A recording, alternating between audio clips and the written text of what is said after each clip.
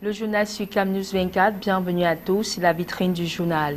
Relations multilatérales, la revue conjointe du portefeuille de la coopération Cameroun-Banque mondiale en débat. Le ministre de l'économie, de la planification et de l'aménagement du territoire, Paul Motazé, et la directrice des opérations de la Banque mondiale au Cameroun, Elisabeth Humbers, ont co-présidé hier 16 mars 2016 à Yaoundé la cérémonie d'ouverture de la revue conjointe du portefeuille de la dite coopération.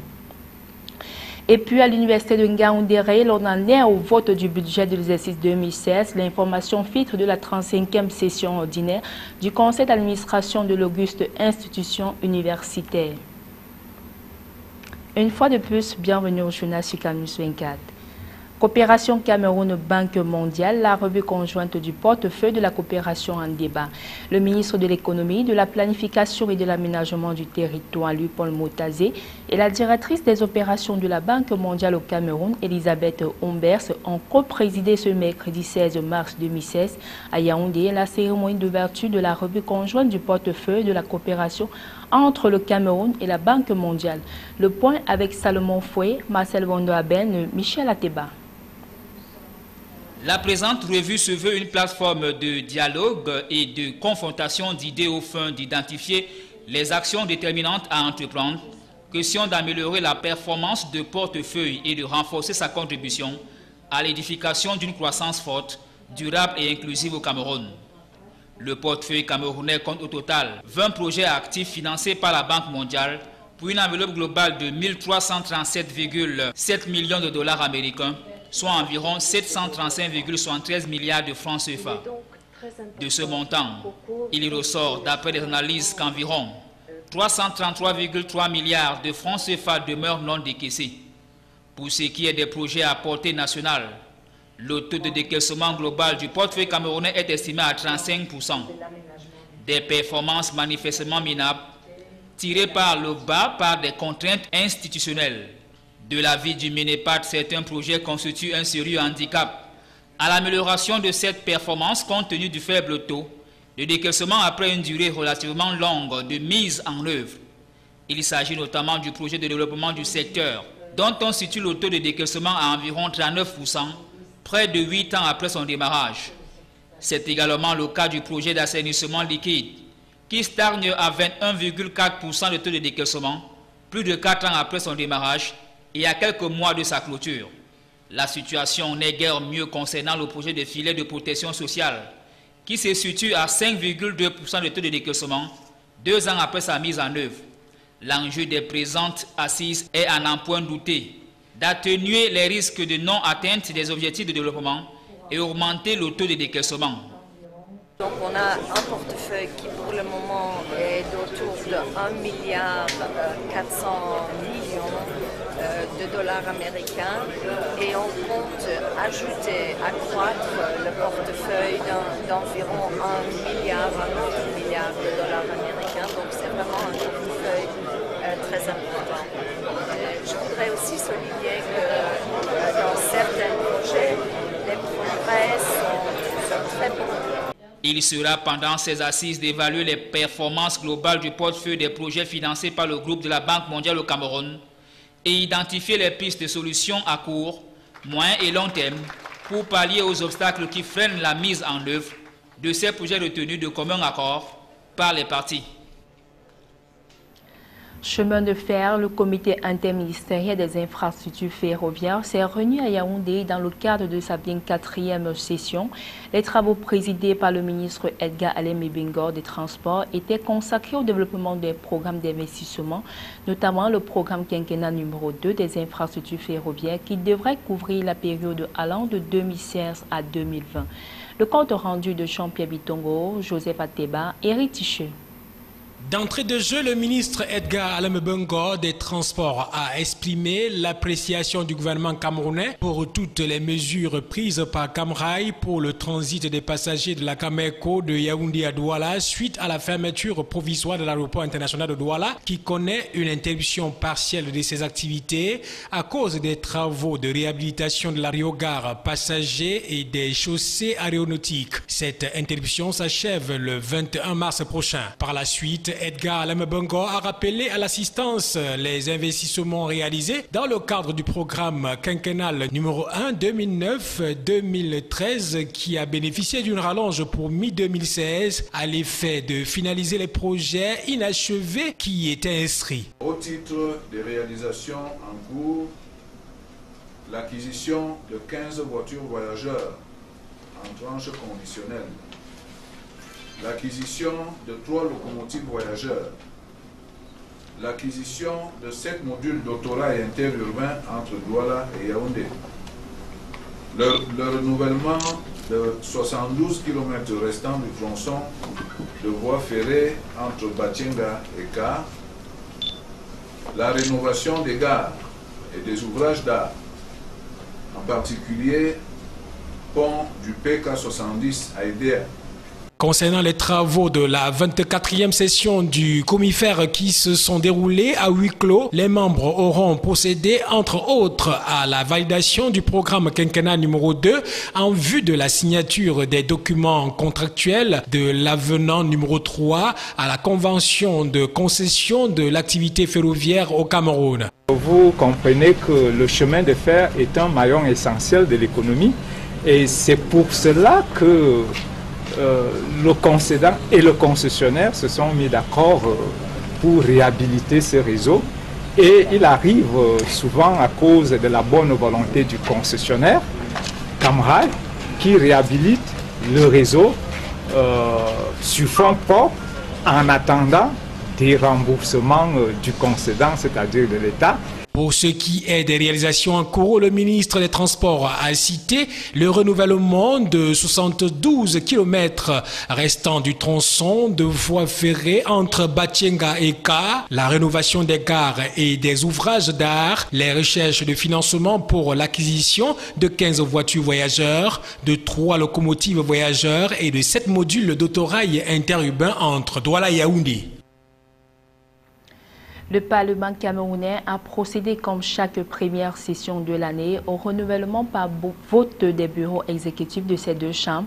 Les travaux du 15 mars dernier n'ont présenté aucune surprise. Les présidents Marcel Nyadiferdi et Kavayege Dibril ont été reconduits respectivement à la tête du Sénat et de l'Assemblée nationale. Les différents postes des bureaux du Parlement ont également été pourvus. Colombe Katal. Pour la session du mois en cours, le Parlement camerounais n'a pas dérogé à la règle. Élire les membres des bureaux des deux chambres de l'hémicycle était bel et bien à l'ordre du jour le mardi 15 mars 2016. Dans la chambre haute, ils étaient 97 sénateurs à passer aux urnes pour le choix de ceux qui assureraient l'exécutif de cette législature. Le dénouement de ce scrutin était sans surprise. Le président sortant Marcel Nyadiferdi, avec une majorité des voix, a une fois de plus été reconduit à la tête du Sénat jusqu'à la prochaine échéance. Aux autres membres du bureau sortant, la même confiance a été renouvelée. On retient cependant l'entrée dans le bureau exécutif d'un nouveau membre, le sénateur RDPC de la région du Sud-Ouest, Andrew Otemofa. La chambre basse résonnait au même son de cloche. Kavayege Dibril a été reconduit à la présidence de l'Assemblée nationale avec à sa faveur 149 voix sur 172 votants. Il est ainsi au perchoir de l'Assemblée nationale depuis 1992. À 76 ans, l'originaire de Mada dans la région de l'extrême nord attribue le mérite de cette longévité au président Paul Biya. Pour le reste, 23 autres membres du bureau sortant ont été réélus au rang desquels 5 vice-présidents, 4 questeurs et 12 secrétaires. L'honorable Hilarion Eton est resté une fois de plus sur le fauteuil de premier vice-président. Dans le climat politique, des indiscrétions au sein du RDPC annoncent la tenue imminente d'un congrès, mais une question demeure lancinante à savoir le caractère du dit congrès serait-il ordinaire ou extraordinaire? Revisitons le contexte politique actuel et les statuts du RDPC en la matière avec Djerieba. Selon l'article 17 des textes de base du Rassemblement démocratique du peuple camerounais RDPC, le parti compte 3 instances dirigeantes, à savoir le Congrès, le Comité central et le Bureau politique. Après les renouvellements des bureaux des organes de base et institutions spécialisées, le RDPC n'attend que le Congrès pour finaliser ce nouveau redéploiement. Un Congrès qui, pour certains comme pour d'autres, doit être soit ordinaire, soit extraordinaire. L'imminence de ce rendez-vous, qui doit se tenir tous les 5 ans, se lit sur cette image du tête-à-tête entre le président national et le président de la République Paul Biya et Jean Kueté, secrétaire général du comité central du RDPC, lors du retour du couple présidentiel d'Europe le 14 mars dernier. Selon l'article 22 des textes de base du RDPC, le Congrès peut se réunir en session extraordinaire sous convocation du président national du parti. Toutefois, il peut également, à la demande des 2/3 de ses membres, sur convocation du président national. En cas de force majeure ou d'empêchement du bureau politique présidé par le doyen d'âge, dans ce cas, le bureau politique est présidé par le doyen d'âge. Dans ce cas, le bureau politique fixe ainsi l'ordre du jour de la session extraordinaire du Congrès. Le contexte actuel au Cameroun, avec les appels et contre-appels à la candidature de Paul Biya à la prochaine élection présidentielle, qu'aucun appel à l'anticipation, affiche tous les signaux à l'orange. Il faut toiletter les instances du parti, car plusieurs cadres sont en indélicatesse avec la justice et écroués dans les prisons pour des détournements de deniers publics. Certains cadres du RDPC estiment qu'il faille remplacer leurs camarades, empêchés de par leur condamnation judiciaire. Toutefois, les jours à venir s'annoncent sans repos pour l'état-major RDPC qui doit s'organiser dans la perspective d'un joug électoral prochain. Mais à l'évidence, tout le calendrier et l'opportunité dépendent encore et toujours du président national. L'université de Ngaoundéré planche sur son avenir. C'était lors de la 35e session ordinaire de son conseil d'administration. Au cours de cette session, le budget devant permettre le bon fonctionnement de l'auguste institution a été voté. Le conseil était présidé par Dr Amadou Dia Adjoudi, ci-devant président du conseil d'administration de l'université de Ngaoundéré. Les détails avec Joseph Mwafo et Eric Tichin. La session du conseil d'administration de l'université de Ngaoundéré, présidée par le docteur Amadou Dia Adjoudi, était consacrée au vote du budget de cette institution universitaire pour l'année 2016. 2 discours vont meubler cette 35e session. D'abord, celui de son président, le docteur Amadou Dia Adjoudi, qui a ouvert les travaux. Le second discours sera lu par le recteur de l'institution. Le professeur Henri Amvam Zolo va profiter de la circonstance pour brosser le bilan de l'exercice budgétaire écoulé. Un bilan plutôt satisfaisant selon ses propres thèmes si l'on s'en tient aux réalisations de l'année 2015. À en croire le recteur de l'université de Ngaoundéré, les frais de fonctionnement ont permis de payer le personnel, de même que les sommes du budget d'investissement qui ont contribué au renforcement des infrastructures. Après un examen minutieux du budget suivi d'intenses discussions, les membres du conseil ont voté le budget programme de l'auguste institution. Le budget ainsi voté s'inscrit dans le processus de finalisation des chantiers engagés depuis peu sur le campus. L'achèvement du laboratoire de la faculté des sciences, le bloc pédagogique de l'école des sciences et de médecine vétérinaire et également le complexe en construction à l'école de géologie et d'exploitation minière de Minganga seront les grands chantiers de 2016 à l'université de Ngaoundéré. D'autres nouvelles priorités se sont ajoutées aux besoins de l'auguste institution des berges du lac de Ndang. Il sera question pour les dirigeants de l'université de Ngaoundéré de mettre la priorité sur le numérique dans les enseignements et sur le campus de l'université de Ngaoundéré. La bande passante de l'Internet est passée de 4 à 21 mégabits sur le campus. Aussi pense-t-on dans un avenir très proche à étendre la fibre optique sur tout le campus afin de familiariser les étudiants et le corps professoral à l'outil informatique. Parmi les résolutions prises par les membres du conseil d'administration de l'université de Ngaoundéré figure en bonne place celle de la lutte contre l'insécurité avec en ligne de mire les agents de la secte terroriste Boko Haram. Un certain nombre de détecteurs des métaux ont été acquis aux fins de filtrer les entrées au sein du campus. Autre mesure et non des moindres est l'équipement des vigiles en tenue identifiable. Fédération des sports scolaires, les émissaires du Nord au final national de Bafoussam sont connus.